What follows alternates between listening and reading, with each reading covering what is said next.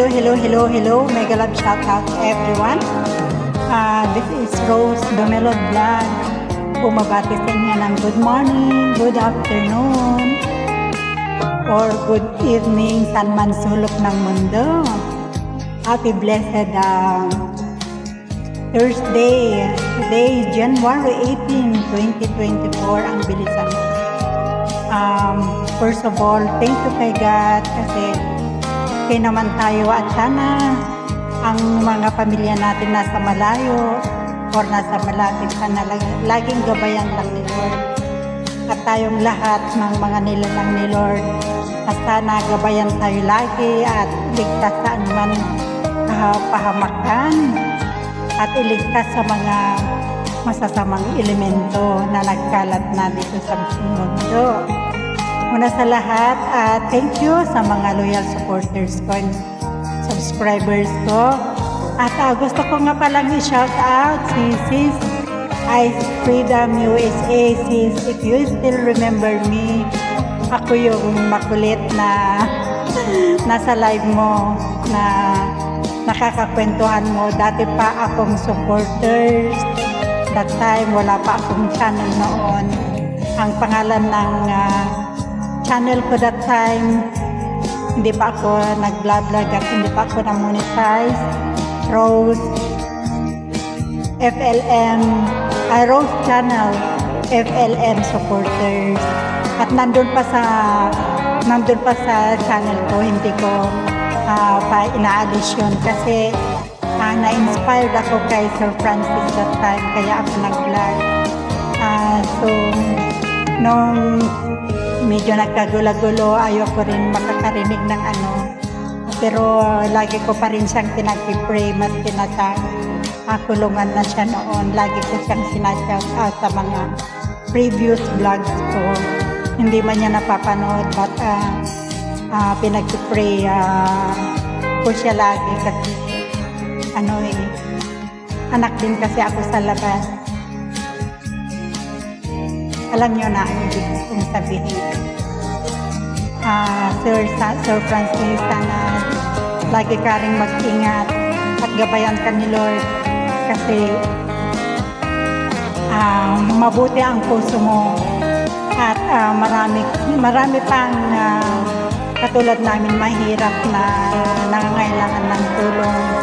Yun namang iba, huwag naman pati rin magsikap naman kayo guys. Yung talagang tinutulungan ni Sir Francis ay yung talagang hikahouse talaga. Kung kaya mo pa naman maghanap buhay ay huwag mo naman iyasa lahat sa kanya, di ba? Shout out kay Sir Golf Stewart, di ba? Sir Golf Stewart. Ang bait-bait. I-subscribe nyo din si Sir Golf Stewart, si Karikawa News at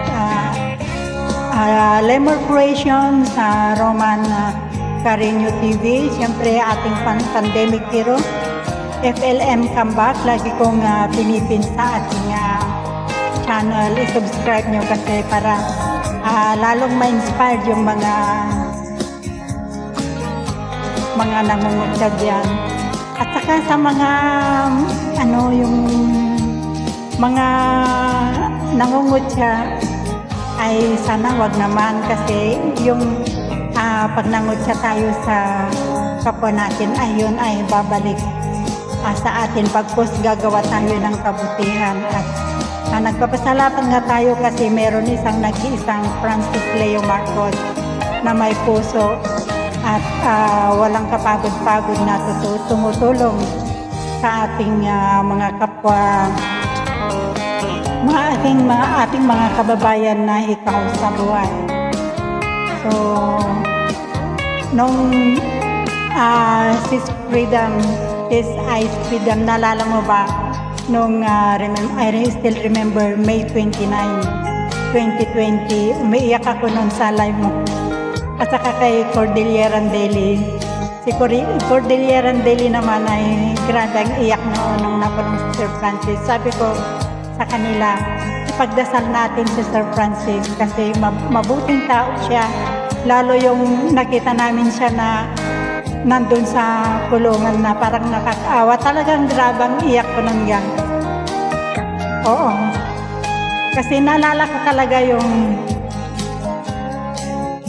mahirap din kasi magbanggit-banggit dito. Basta sana gabayan lagi ni Lord si Sir Francis. Hindi man niya tayo lubusang kilala, pero alam ko na nakakasubaybay din sa ating mga vlog. Hindi lang yung nagko-comment. Sis Ice Freedom USA, I miss you sis. Sana mapanood mo ito.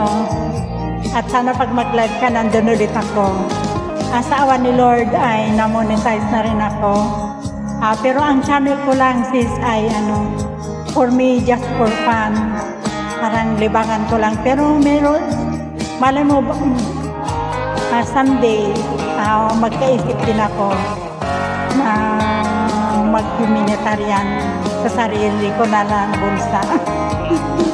Kung papalarin. Thank you sa lahat ng loyal supporters ko. Thank you so much. At hindi ko na kayo maisa-isa. Thank you. And this is Rose, the Melod Vlog. I love you all. And God bless us all.